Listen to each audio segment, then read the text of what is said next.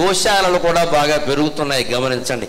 Go ఆధారిత వ్యవసాయం మళ్ళీ మనం మొదలు పెట్టాలి పూర్తిగా. గోశాలలు విస్తృతంగా పెరుగుతున్నాయి, గోదానాలు చేసేవాళ్ళు ఎక్కువయ్యారు, మనం సంతోషించాలి. ఆ గోవుల్ని పోషించి, ఎద్దుల్ని పోషించి, తద్వారా గో సంతతిని పెంచి ఆ గోమూత్రాన్ని, గోమయాన్ని వ్యవసాయంలో పంచగవ్యం పేరు మీద ఉపయోగిస్తే వరి పండడం కాదమ్మా, బంగారం పండుతుంది, బంగారం పండుతుంది.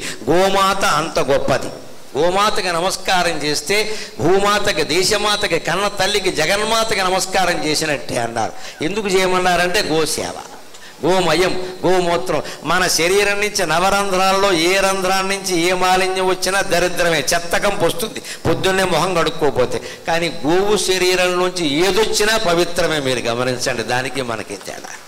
గోమయం అంటారు, గోమలం అనకూడదండి, గోమయం అంటారు. ఆవు పేడ ఎంత మంచిది. ఆవు పేడతో ఇంటి ముందు వాకిలు అలిగితే దోమలు రావమ్మా, లోపలికి దోమలు రావు. అది దానికదే ఆవు పేడ సహజంగా ఒక వైద్యం, ఒక మందు. అది ఆవు పేడ, గోమయము, గోమూత్రం, అలాగే ఆవు పాలు, ఆవు పెరుగు, ఆవు నెయ్యి కలిపి పంచగవ్యమని తయారు చేస్తారు. ఆ పంచకం, గోపంచకం అది అనేక రకాల ఔషధం. అది భయంకరమైన వ్యాధులను తగ్గిస్తుంది. క్యాన్సర్ వ్యాధి కూడా విస్తరించకుండా ఆపే మందు అని చెప్పారు.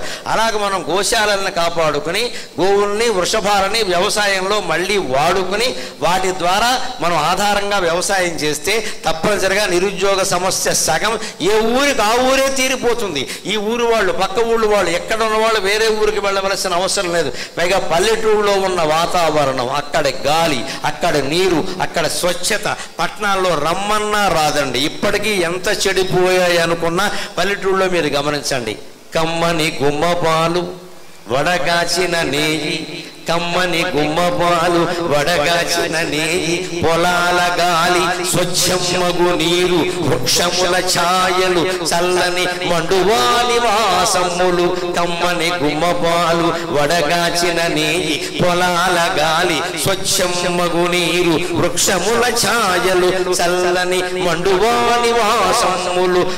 కంటి నిండా వెదజల్లిన నిద్రను వీడి, కంటి నిండా వెదజల్లిన నిద్రను వీడి, ధూమకూపములకేల వచ్చెదరు, ధూమకూపములకేల వచ్చెదరు, పట్టణ కల్మషమేళ పెంతురో అని సాగర ఘోష కావ్యంలో పద్యం రాశాను నేను. పల్లెటూళ్ళలో ఉన్న సౌభాగ్యం ఇవాళ హైదరాబాదులో ఉందా?